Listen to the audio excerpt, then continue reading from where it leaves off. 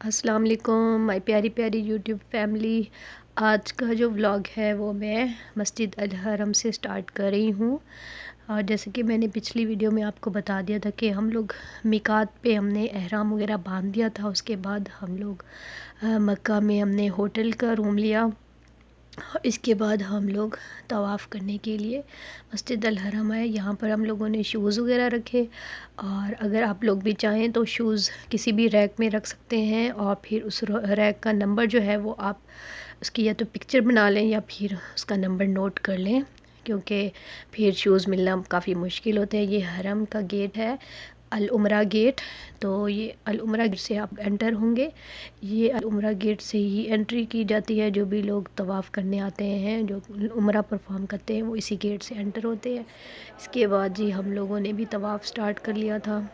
اور تھوڑا سا آگے عمرہ گیٹ سے آگے آپ لوگ جائیں گے تو آپ کو گرین لائٹس اوپر ہی نظر آ جائیں گی. وہاں سے ہی فرسٹ جو ہے طواف کا چکر سٹارٹ ہو جاتا ہے، اور پھر پورا راؤنڈ اباؤٹ لے کر وہاں پر جب ہم آتے ہیں تو اس کے بعد وہاں پر ہاتھ کھڑے کر کے دعا پڑھنی ہوتی ہے اللہ کے گھر کے بالکل سامنے جو ڈور ہے اس پر. تو بس پھر اس کے بعد سیکنڈ چکر سٹارٹ ہوتا ہے. اس طرح سے 7 چکر جو ہوتے ہیں وہ کمپلیٹ کیے جاتے ہیں. اور طواف میں جو دعائیں پڑھی جاتی ہیں ان کے لیے آپ میقات پر ہی بکس وغیرہ ملتی ہیں. پورا عمرہ کرنے کا طریقہ اس پر مینشن ہوتا ہے، تو وہ آپ لے کر اس میں سارے طواف کے جتنے بھی چکر ہوتے ہیں ان کی سیپریٹ اس میں دعائیں لکھی ہوتی ہیں. تو وہ آپ لے کر ساتھ طواف بھی کرتے رہیں اور ساتھ ساتھ وہاں سے دعائیں بھی پڑھتے ہیں. تو یہ موسٹ بیٹر ہے آپ لوگوں کے لیے. اور میں بھی اپنے پاس ایک بک رکھتی ہوں اور اسی سے ہی جو دعائیں لکھی ہوتی ہیں وہ بھی پڑھتی رہتی ہوں. اور اس کے علاوہ درود ابراہیمی پڑھیں آپ لوگ، اور جو بھی اذکار جو بھی دعائیں آپ کو یاد ہوں گی اپنے رشتہ داروں کے لیے، اپنی فیملی کے لیے، وہ سب آپ لوگوں نے اسی طواف کے دوران کرنی ہیں. اور اپنی آخرت کے لیے بھی دعائیں کرنی ہوتی ہیں.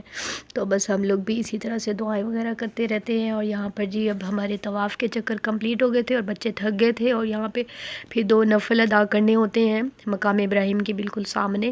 اور جی اس کے بعد پھر ہم لوگ سعی کے لیے صفا اینڈ مروہ میں انٹر ہو گئے تھے. اور یہاں پر بھی کافی رش تھا، اور میرے بچے کافی مشکل سے چل رہے تھے اور کافی ہی ان کے پاؤں میں درد ہو رہا تھا. لیکن کوئی نہیں، بچوں نے اچھا خاصا چلا بھی اور عمرہ کمپلیٹ ہوا. اور یہ جی لائنز جو ہیں ان کے نیچے تھوڑا سا جو مین ہوتے ہیں ان کو بھاگنا پڑتا ہے، اور پھر دعائیں کی جاتی ہیں یہاں پر. اور یہاں سے جی ہم لوگوں نے اپنا عمرہ کمپلیٹ کر کے یہاں سے واپسی کا یہ گیٹ ہے، اور یہاں سے عمرہ زائرین جو ہیں وہ واپسی کے لیے نکلتے ہیں. تو یہاں سے جی واپس اپنے اپنے ہوٹلز میں یا ٹیکسیز وغیرہ جو بھی یہاں پر ملتی ہیں اس میں چل جاتے ہیں. اور جی یہ سیکنڈ ڈے میں آئی تھی. تو یہ سیکنڈ ڈے ہم لوگ مارننگ میں آئے تھے. اور یہ وہ جگہ ہے جہاں پر لوگ اکثر کبوترز وغیرہ کو دانہ ڈالتے ہیں.